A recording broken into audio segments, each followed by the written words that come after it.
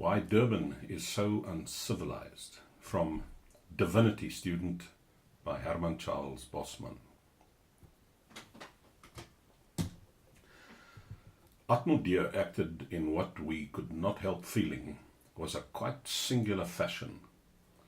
First he half rose to his feet, emitting a long moan.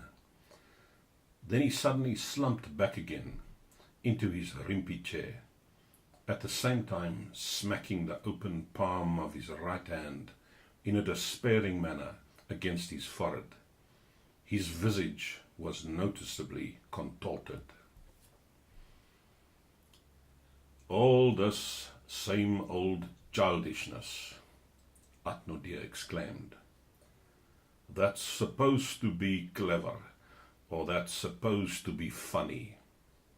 I can't stand it anymore. This heavy, what's assumed to be Mariku fun. If it's not Yuri Stein doing it, it's Chris Velman. Or it's Gysbert van Tonder. And if it's not Yuri Stein's wife, it's Oupa Becker. Or it's me. And if it's not me, it's... oh, I tell you, it's driving me mad. And when I switch on the wireless, it's the same thing." So Oupa Becker said that if it was civilization that Atmodee wanted to get away from, well, there was always Durban. He had been to Durban only once, Oupa Becker said, but that was enough. It was quite a story too, how he got to Durban in the first place, Oupa Becker added. But Durban was quite a good place to go to, if you were sick and tired of civilization. "The same old thing," Atmodee remarked to Oupa Becker. "And I know exactly what you were going to say too. It was in the old days, and you went there by mule cart. Or you were a transport driver, and you went there by ox wagon. And on the way back, you gave a young student of Divinity a lift as far as Kimberley." Every time Oupa Becker speaks, it sounds to me as though he is being introduced by a wireless announcer, as though there's somebody playing the piano for background effect. I mean, Oupa Becker isn't real to me anymore. Even the way he spits behind his chair, well, it looks to me like a put-on kind of spit, if you know what I mean.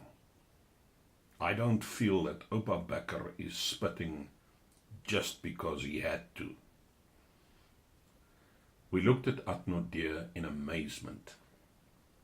It was clear that he was in a pretty bad way through too much civilization, that he was getting over the wireless and from reading newspapers. There was no telling how far this sort of thing could go. We felt that we wanted to help him, if we could. It came as a relief to us, for Atmodee's sake, to hear Oupa Becker's voice once more. "The last time I went to Durban wasn't in the old days, but 2 years ago," Oupa Becker said. "And why I said that it was like a story was because I went there by train. I had never before in my life traveled so far by train. And that was a wonderful thing for me, because I would never have believed otherwise that you could journey so far by train. We didn't once have to get out and walk. or change to a postcart, or mount a horse ready saddled that would take us along a bridle path over the worst parts of the Ranta. Then it couldn't have been in the Union, Chris Wellman shouted out, trying to be really funny. You couldn't have been travelling on the SAR. We were pleased that Oupa Becker ignored Chris Wellman. No trouble over the whole journey, Oupa Becker continued. It was only when I got off at the station and a Zulu came and pulled my portmanteau out of my hands. I had never in my life seen a Zulu like that. He had bull's horns on his head and seashells on his feet. That was just how my grandfather had told me the Zulus were dressed at Vechtkop. We laughed at that, of course. After all, those of us who had been to Durban knew about the rickshaw pullers, the way they dressed up to look ferocious, but all they did was to transport you and your luggage to a hotel. That sort of talk, Atnodia began, his lip curling. And I suppose when you go to the hotel. That's why I say that Durban is so uncivilized, Oupa Becker explained.